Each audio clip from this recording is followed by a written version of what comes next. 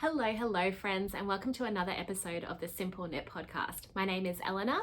You can find me on Instagram and Ravelry as Simple Knit Co, and hanging out here on YouTube, chit-chatting about everything that I have recently been knitting. If that sounds fun to you, pour a drink, pull up a pew, let's have a chat because I have quite a few things to share with you today. Not having my usual caffeinated beverage, this is, disgustingly enough, a solo no sugar lemon and mango flavor, which sounds revolting but is actually not bad. If you are an Australian millennial, this tastes exactly like fruit cup crush cordial. Do you remember that orange cordial that was like ubiquitous at like sports day and birthday parties and after school care? That's exactly what this tastes like. So very nostalgic. And even though it's 10 o'clock on a Saturday morning, it is warm. We are having our usual August, it's kind of like false spring. It's going to cool down again. Happens every August and surprises me every time. It's going to be 28 degrees today, allegedly. So let's get talking because this jumper is making me very sweaty. So that is actually what I'm wearing, is my first finished object. So I am so thrilled to have this finished. I finished it, I think, Thursday night, so very recently. It is very freshly done. I'll put in a little video of me wearing it as well so you can kind of see it in action. But this is the Nakraga jumper, which is from this book, Alice Starmore's Aran knitting book, and it's actually this jumper that's on the cover. So mine does look a little bit different, and I'll go through why that looks a little bit different. Why does everyone decide to start like popping off in the group chat as soon as I start filming?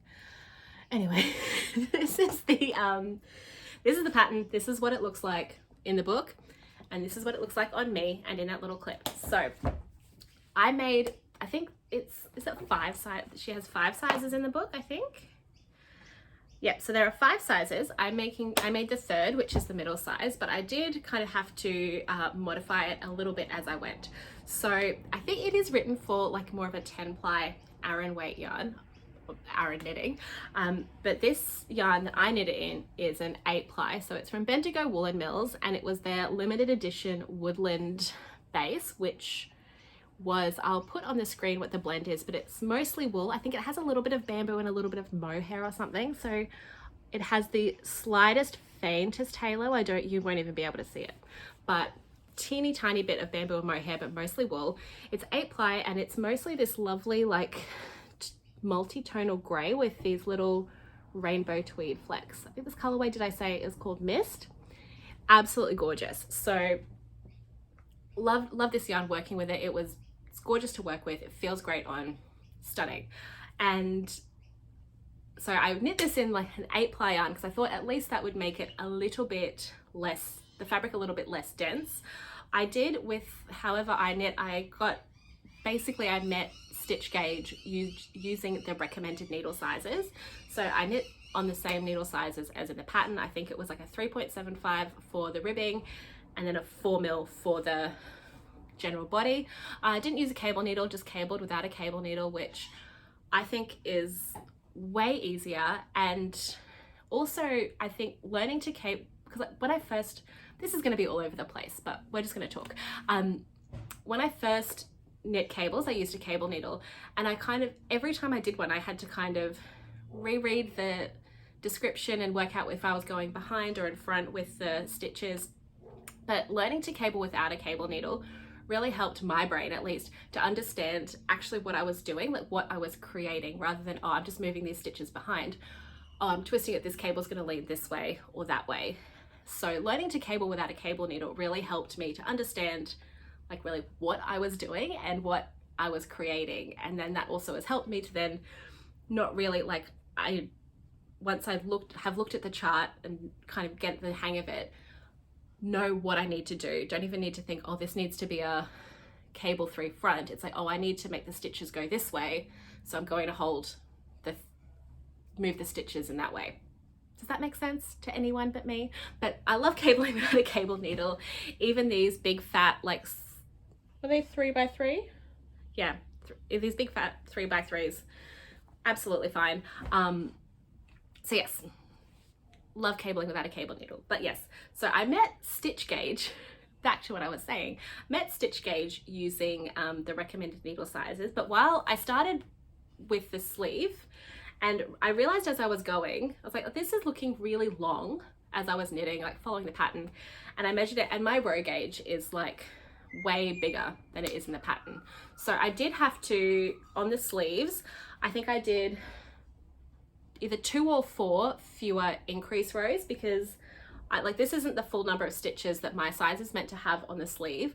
But by the time I got to this point, it was, I think, about, even like pre-blocking, the length it was supposed to be for my size, which I feel like the sleeves are very long. That's the one thing that's like not honey pea on this jumper, is that the sleeves are, they're not like too long, but they are long.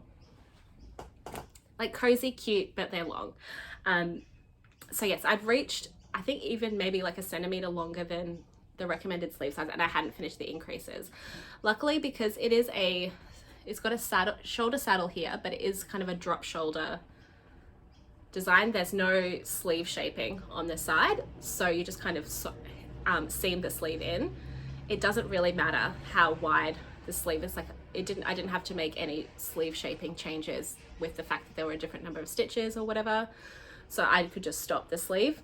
But I also, because I never read the pattern ahead, I started with a sleeve and then realized that to do the saddle, I needed to know how long this shoulder piece was. So I think what I did was put the first sleeve on hold, knit the front piece so I could then measure how long the saddle needed to be, wrote down how many rows or how many cables I needed to do on the saddle, so then did the second sleeve and then did the back piece. Doing that back piece, because it's only like an 8 row between all the cables, it's basically like the longest repeat is an 8 row repeat. So doing that back piece back and forth, did get towards the end, I was just very ready to be done with it just felt like the back piece took forever, but I think it would have felt that way even if I started with the back piece. And the other change I made, I'm not sure the body length, I don't know how that compares to what it is in the pattern, but you saw where it is on me. It hits right on my hips, so it's like perfect length for me, but I think that is shortened from what it is in the pattern. Yeah, because if you look at, I mean, she's probably like model tall, and that's like butt length on her. So I'm not model tall. In my head I am 5'5", so not tall. And yeah, I'm thrilled with the body length is just perfect. And the other change I made, this isn't really my vibe, the like rolled neck situation. Can you see that? So it kind of, you do the ribbing and then just do a little rolled edge. That's not my jam. So I just did with the this like twisted rib that's the same as the cuffs and hem. I just did that for a couple of repeats and then bound off. If you look at people's projects on Ravelry, a lot of people have done this. Some people did a double folded neckband. I thought about doing that, but then I didn't want to, so I didn't. Maybe in hindsight I might have picked up fewer stitches or done a few more decreases, because the neck is not too wide, but it's wide. But because this is a seamed and then you apply the neckband at the end, if it stretches out over time, this will be quite easy to rip back and redo. So not that I ever really want to do that, but it is possible. Is there anything else I need to say about this other than like, I can't believe it's done. I started this in April, so it took me close to 4 months to do it, but like working on and off other projects in and out over that time, wasn't solely working on this. But I did feel like it was on my needles for forever. Kind of one of my goals for this year. I don't really set goals, but I did really want to knit something from this book. I've had this book for ages, and to be honest, I was really intimidated by it because there's not a lot of written instruction. Like, it's a book, so there's only a couple of pages per pattern. There's charts, and even the written instruction is just like, do some increases, and you kind of have to work out how to work that into the pattern yourself. So yeah, that was quite intimidating for me. I'm like I have quite a bit of knitting experience, but that was something that I wanted to knit something from this book, but every time I started to read one of the patterns, I was like, oh no, that's too hard. but nothing's ever too hard. You just have to do it and you'll work it out, which is what I say all the time. So for once I took my own advice and I'm really stoked. I think this would be a great, like even if you don't really know much about cabling, this would be a great like first cable jumper pattern, because it's very like the repeats are quite short, just doing the same thing over and over again. There's not a whole lot of shaping. There is on the sleeves, but once again it's like not all that much, and it's not too yeah, it's pretty like straightforward. So yeah, it's really great. I'm so proud of myself and I think it's so pretty and I love it, and it's so annoying that I literally finished it exactly when the weather changed. Like the first half of this week was cold and rainy and miserable, and like Thursday, Friday, it just changed. The sun came out, it's hot. I am very warm in this jumper right now. I really wanted to get it finished because I've got a few things I'm going to today. I was like, oh, I want to wear that jumper and I can't, I'll die. But yeah, I'm so happy. So that is Nakraga. You should make one. It's really fun. And I'll be back in 1 second. I'm just going to do a quick wardrobe change for my next finished object. So for my second finished object, I have another grey jumper where you know what you like, and I am absolutely obsessed with this jumper. I think when I finished it, I wore it every single day I finished it maybe a week or two ago, maybe a bit longer, but the first like at least week, maybe longer, I wore this every single day. I love it. I'm absolutely obsessed. I'll once again put a little clip of me wearing it so you can see the whole vibe. It's already like pilled under the sleeve because I have been wearing it so much. But this is the Prairie Skies by Imke von Natusius. It was originally published in a Pom Pom magazine, RIP, but I think it is available for individual purchase now, and it's absolutely stunning. So I made the size 4, and I did it basically exactly to pattern, except for the neckband I did make a little bit wider, I think maybe by 1 centimeter or so, just a couple extra rows, just to give a little bit of extra like coverage in the neck area. But other than that, I made it as per the pattern. I knit, for the knitting parts of it, it's on whatever the needle sizes are in the pattern, like a 4 or 4.5 or something. I think it's a 4. Or is it a 4.5? It's whatever is in the pattern and on my Ravelry project page. But for the crocheted squares, I think it's recommended to do them on a 4mm hook. To get gauge, I had to go up to a 5.5mm hook. I'm a very tight little crocheter, so that's pretty normal, but went up to a 5.5 hook for the squares, and for the crochet slip stitch joins, I then went up again to either like a 6 or a 6.5mm hook, just because I didn't want these seams to be like too tight or anything. So making this pattern was an absolute dream. Like the construction, everything, it just went really, really well. So you start off by making all of the little granny squares, and then you join them together, seam it to make the yoke, and then you pick up stitches around the side and work short rows to finish the knitted part of the yoke, and then the rest of it is just knitting in the round from the top down for the body and the sleeves. And there is, you probably saw it in the little video, a little split hem, and the back is slightly, ever so slightly longer than the front, and then you pick up and do a little ribbed v-neck here. And all of the bind offs, I think the pattern, I don't know if the pattern told you to do a tubular bind off, but I did a tubular bind off on all of these edges, and yeah, turned out really nice. I think the fact that usually at the bottom hem is where I just burn out on a tubular bind off because there's just so many stitches. Maybe because it was you knit the hem flat, like with the split hem, because you're only then having to do a tubular bind off on half the stitches, maybe not quite so meant, like it's the same number of stitches, but I guess like not so much at once, like with a giant yarn tail going around, you know what I mean? Just like that mental hurdle wasn't there. So yeah, turned out really, really great. I'm really glad the arms are like a good length, the body is a good length. I'm really happy with how it fits. I think it's just really beautiful. It is a real like conversation piece, mainly with other crafters, I will say. I'm not sure that non-crafters are very interested in this. But definitely when I've gone to things and there's been other crafty people, they're like, oh wow, look, there's like crochet and knitting, you know, that how people talk. But yeah, it's a real, people love it. Yeah, my thousands of fans are just absolutely delighted with this jumper.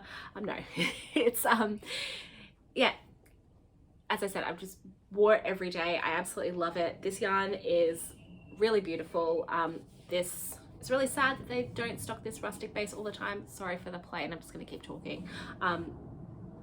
It's really sad that they don't stock this rustic base all of the time, because it is absolutely gorgeous to work with. So yeah, there's kind of not really that much else to say about this project other than I love it and I can't stop wearing it, can't stop talking about it, can't stop like stroking my arms while I'm wearing it, because it's just so beautiful. Yeah, I love it. I love it, I love it. You should make one. It's really fun. But I do have one more little tiny finished object, and one of the reasons I sat down to film today, really?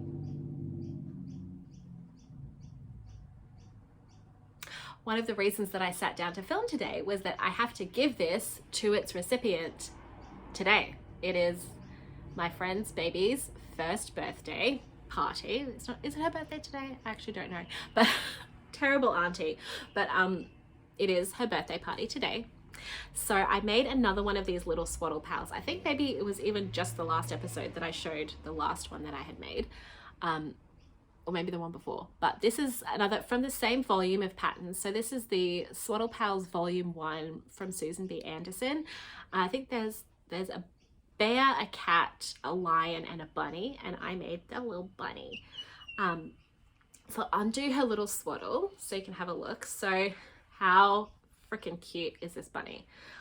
Mainly, I'm really proud that like the face embroidery turned out like pretty cute, because that's freehand embroidery is not my thing. These little ears, and the only modification I made to this pattern is instead of knitting a bobble tail, I made a slightly too large pom-pom tail. So this is a pom-pom with the smallest size pom-pom maker that Clover make. You know, those the plastic pom-pom makers from Clover. This is the smallest size, and this is the tail that you get. Honestly, it's too big for this bunny, but it's kind of hilariously oversized.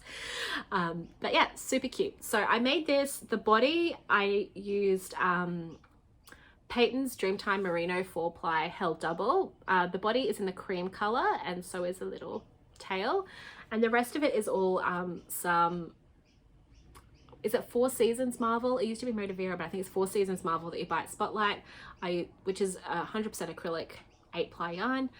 I used some black for the little face embroidery, and for the little swaddle, I don't remember what these colors are called. It's like golden something, and then this is peach. So I just did like a little stripe thing on her little swaddle. But yeah, so adorable. Highly recommend this pattern. These knit up so fast. I think once again I knit this in like over a weekend. I think in the course of watching maybe 3 movies, I got all of it done. You knit the body in the round and kind of stuff it as you go, and then you just pick up and knit the little limbs and the ears, and yeah, attach a tail, embroider a face, and you're done. If you didn't want to do the swaddle, you could just do this. And yeah, this is just like a garter stitch square. So like super easy, super cute. Yeah, knits up really fast, and it's a really cute gift. Not really any like parts that Bub can choke on. And it's just so adorable. Yeah, I'm thrilled. I think it's just so cute, and quite fun to make. So not really a small fiddly thing crafter, but this is very cute. So that's my other little finished object for today. So I do have a couple of works in progress to share with you today. So the first one I have half finished, well actually 3/4 finished really. So it is this pair of socks that I'm knitting in an old Knit Picks Felici colorway that I have. This is called Rustic Cabin from a few years ago. I just have still a few, maybe like 3 or 4 socks worth of Felici kicking around in my stash. So I just needed some, had a lot of things for which I needed like sitting around knitting since I last spoke to you. So this is some of the sitting around knitting that I've been doing. So this is the first sock. Second sock, I've done the heel. Ooh, tangle. I've done the heel. I've got that marker to remind me what color I need to start the toe at, but it's a sock. I'm using a pretty standard vanilla sock formula that I use. So it is 64 stitches on 2mm needles on magic loop. I'm not sure how many, basically I just do like 3 colors of the 2x2 rib and then start the stockinette, usually around 20 rows or so. German twisted cast on, nice and stretchy, slip stitch, heel flap and gusset, and then a wedge toe. Don't bother with a rounded toe. I think my gauge is loosening up. I think I definitely don't want to do it on a smaller needle just because I'm not sure how accessible needles that are under 2mm are. But thinking maybe going down to like 60 stitches instead of 64. I'm just noticing, like, as I put the socks on the blocker, they are looser than they have been in the past. Another plane. Happy Saturday. Yeah, kind of looser than they have been in the past. So maybe next pair of socks I do, I might do a 60 stitches and see how they feel on my feet. But yeah, that is just, I mean, a vanilla sock. What more can you say? I'm knitting it. So the last finished object I have to talk to you about, I am insanely excited about. It is my whole personality. It's all I want to knit. I don't want to eat. I don't want to sleep. I want to call in sick to work. I just want to work on this pattern. So how unbelievably beautiful is this? So this pattern is the Harvey Wallbanger jumper by Thea Coleman. I've never knit a Thea Coleman pattern before, but I've always loved her vibe and her aesthetic. She does kind of typically do more, like, I think more known for her cable designs, but this striped lacy jumper pattern, just so beautiful, like the perfect, like immaculately 70s vibe. And then when I had these colors in mind that I wanted to work with, I thought it would be like a perfect combination of pattern and yarn and just vibes. So the starting point was the contrast color that I'm using, which is the Bendigo Woolen Mills Prism 8-ply, which is their color changing yarn. I've used it before. This colorway is called Enchanted, and it is the most beautiful yarn I've ever seen. I was like, oh, when I'd first seen pictures of it online, I thought, oh, is it too pink? What is it? I don't know. And then I saw someone knitting with it when I was at Bendigo Sheep and Wool Show last year. Someone was walking around and knitting. I actually think my friend Ira, Cookie Knits, follow her, had grabbed me and was like, you need to look at this yarn. And so I bought it, and then Ira bought some too, but she hasn't knit with hers yet. But how beautiful is it? It's just so stunning. I love this yarn so much. And combining pink and brown, once again, brown not usually my color, but something about these, like pink and brown together, has always been a color combination that I've really enjoyed. This is just the Bendigo Woolen Mills Classic 8-ply in the colorway Chocolate. Just a really nice, rich, warm, delicious brown. So I cannot stop knitting on this, and it is working up so fast. So I feel like I only cast it on like less than a fortnight ago. I already have both of my sleeves. How gorgeous. I'm knitting the size 3 in the pattern. I haven't said that yet. Knitting the 3rd size. I'm using the recommended needle sizes because I'm lazy. And I start with the sleeves because they kind of function as a gauge swatch, but also like they feel like the right size, so we're fine. So I've got both of the sleeves, which are just so cute. Even that plane that's flying overhead thinks they're cute. So in the pattern, the contrast, like the stripe, contrast stripes, it's written that you kind of do 2 little stripes, so you have 2 contrast colors. So it's like color A, then BC, A, BC. Yeah. but I wanted to use this color changing yarn, which means instead I'm getting kind of this like gradient effect in the stripes, which I think is super beautiful. You get to really enjoy the way that this shifts from like a purpley pink to like an orangey pink. Like, it's so gorgeous. Like, it just makes me so happy. Just absolutely so gorgeous. So I've started on the front section. I'm just up to the second little stripe. I was a bit worried that it's like looking kind of small, but like against my person it isn't. I think just because prior to this I was working on the Nagaraga, which is a bit more oversized and also like a little bit big, like fits a bit more positive ease. So this is a little bit more, it's still got a little bit of positive ease for me, but yeah, so cute. And once again, just working up so fast. I want to cancel all of my plans and just knit on this forever. I think it's just so unbelievably beautiful. So who knows how fast this is going to be finished, but yeah, I just can't get over how, like, I think it's that like satisfaction of, in my head I had the idea of what I wanted to make, and I saw the pattern, I was like, oh, I could use this yarn that I have, and the combination would be great. And like in my head, like I was like, yes, this is going to be great. But you know, sometimes like it's when you actually execute it, it's still good, but it's maybe not like what you imagined. But this is like even better than I could have imagined it coming together, and it's just so joyous to knit. Like in these patterned rows, like every fourth row or so, you're doing like purl 3-togethers all the way across the row, and I'm having fun knitting. We're doing a purl 3 together. Like what is up with that? The cut, like I'm loving doing a purl 3 together. Like what? It's just so beautiful. So yeah, that's everything that I have been working on finishing. Like I feel like I've got 2 really big projects that I've been working really hard on for a while off of the needles, and just having so much fun with the craft that I am doing at the moment. Just everything's great. It's really just very happy maker, you know? Like knitting is so fun. Like how do other people find joy in their lives? I don't know. I'm just having the best time doing craft. I hope your crafting is making you this deliriously happy. And if it is, tell me what you're making that is making you so happy. And yeah, just shout out down below. Let me know how you're going.